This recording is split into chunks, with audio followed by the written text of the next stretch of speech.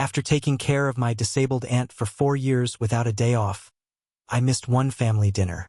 The next day, I got a message from my cousin. Since you're clearly not committed, we've transferred the power of attorney. I drove straight to the bank and found they'd already emptied her account.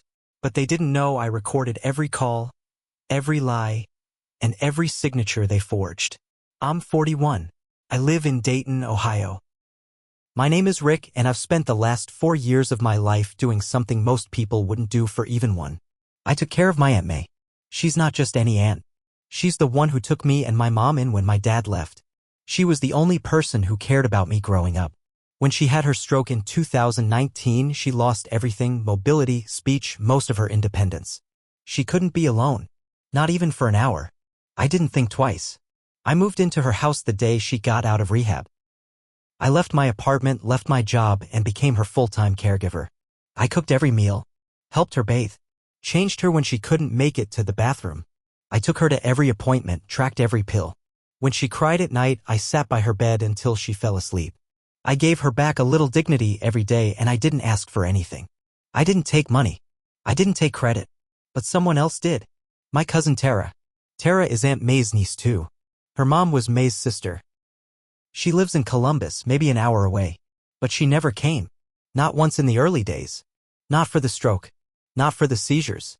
Not when I called her begging for help the night May passed out on the bathroom floor and I couldn't lift her. Tara would send an occasional text, "Hope everything's okay." Or she'd email some BS advice about Medicaid or wheelchairs she found on Google.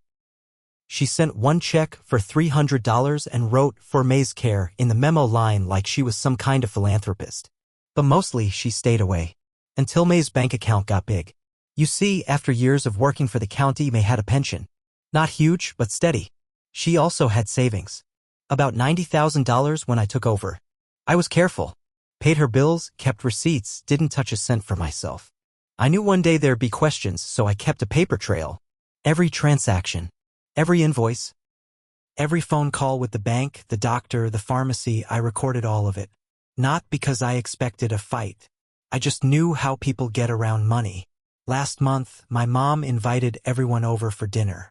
It was a small thing, just the cousins and a couple of out-of-town relatives. I said no. That week had been brutal.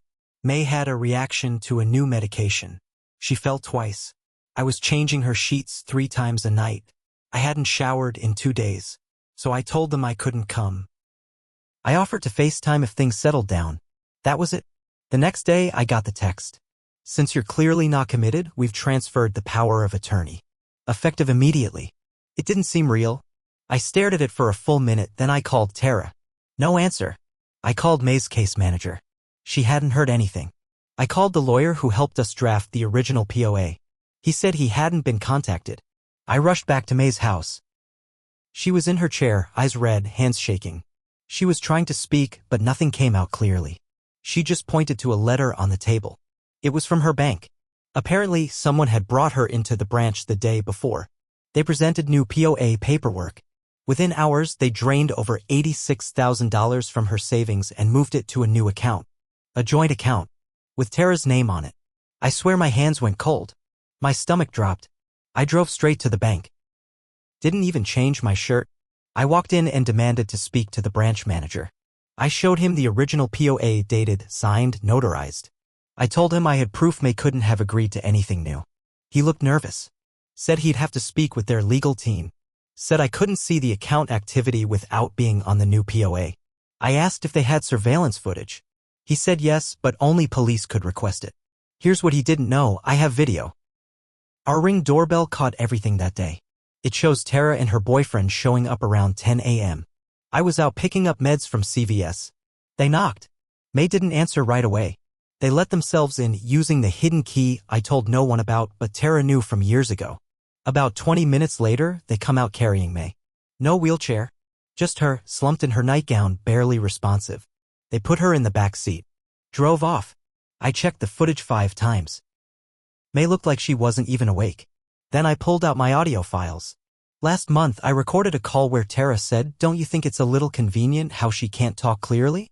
Like maybe you're making it worse so she can't say she doesn't want you in charge."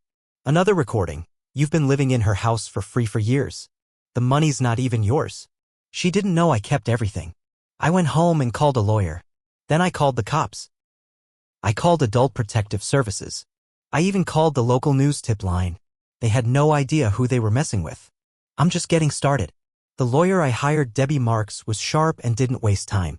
I brought her a flash drive with everything: the doorbell footage, the audio files, copies of May's old and new signatures, and the original POA documents. She sat through the videos without saying a word. When it was over, she looked me in the eye and said, "We have a case. And it's stronger than most I've seen." She filed a motion in probate court that same week to contest the new POA. We also submitted a formal complaint to the Ohio Department of Commerce for the bank's role in the unauthorized transfer. But the real power came from what I did next. I visited May's doctor. Dr. Ellis had been seeing her since the stroke. I brought him the footage and the timeline.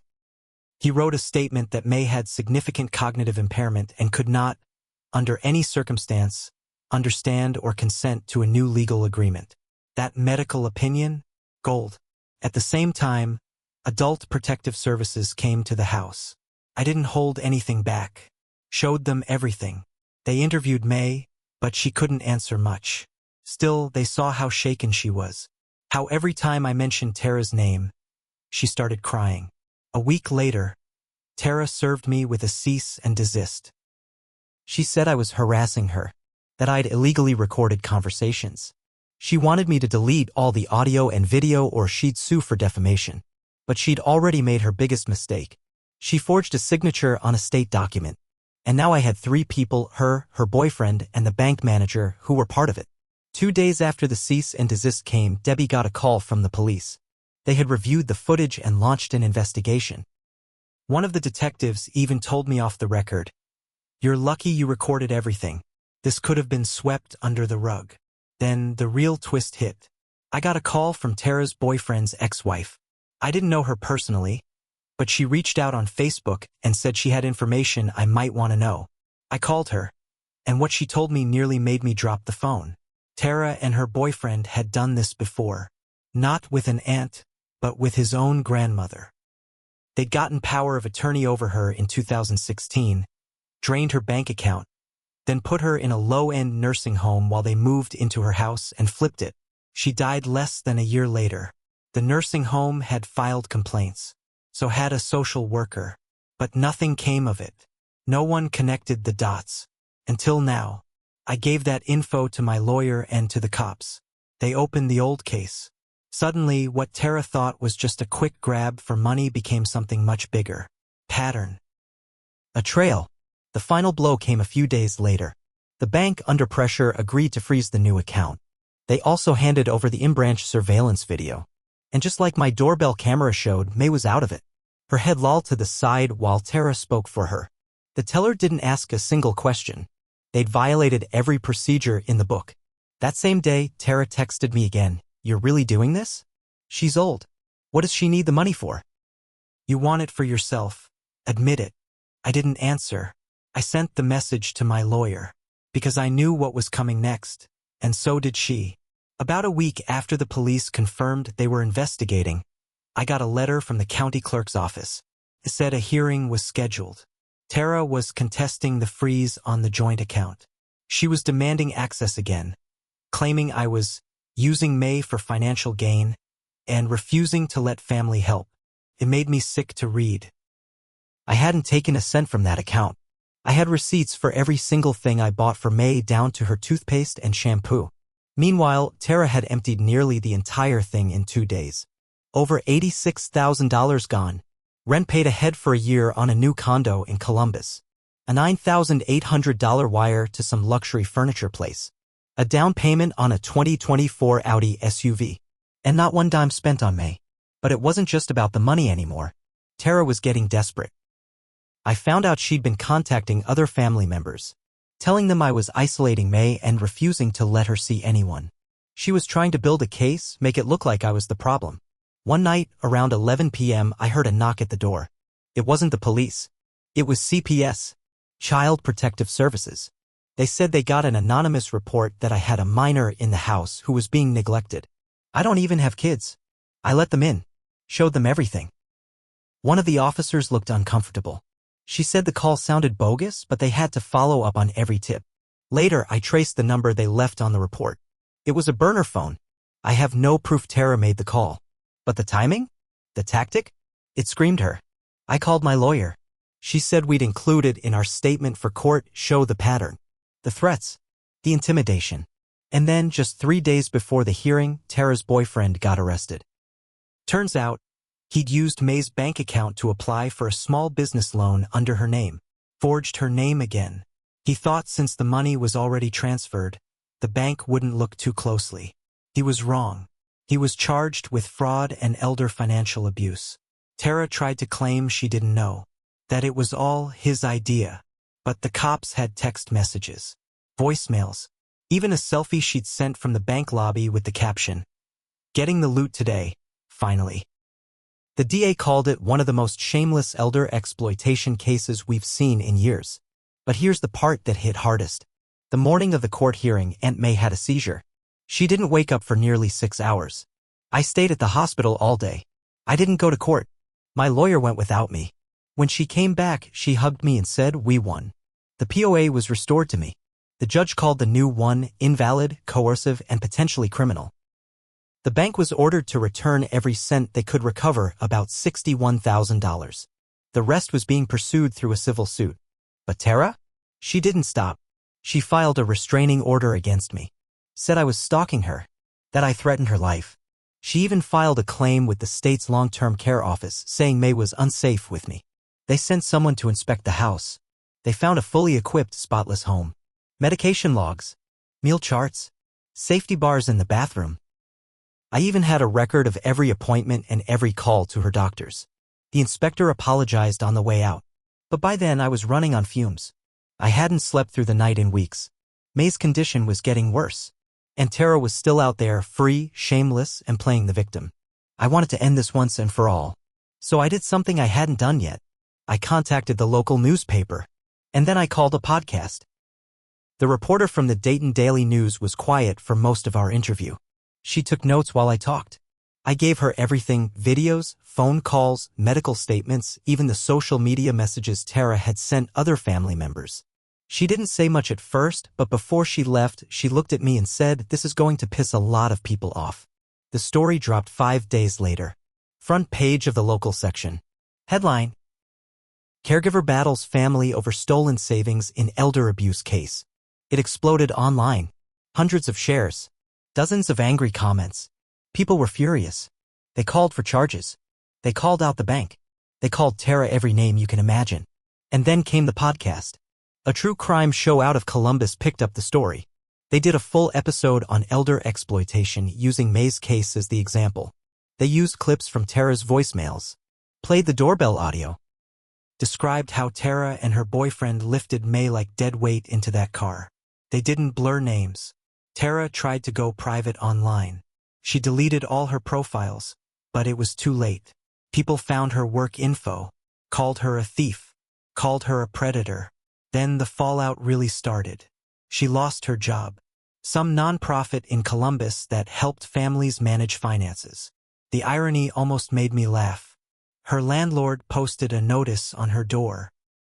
They were starting eviction for illegal subletting. Turns out she was letting someone live in May's condo while she stayed with her boyfriend. And then, just when I thought it was over, she got arrested. Turns out there were new charges: fraud, elder abuse, and obstruction. The DA had found more forged documents. Emails where she told her boyfriend to keep Rick too busy with drama so we can finish this. They charged them both. But even with all that, I wasn't clean either. That court hearing I missed when May had the seizure? It cost me something.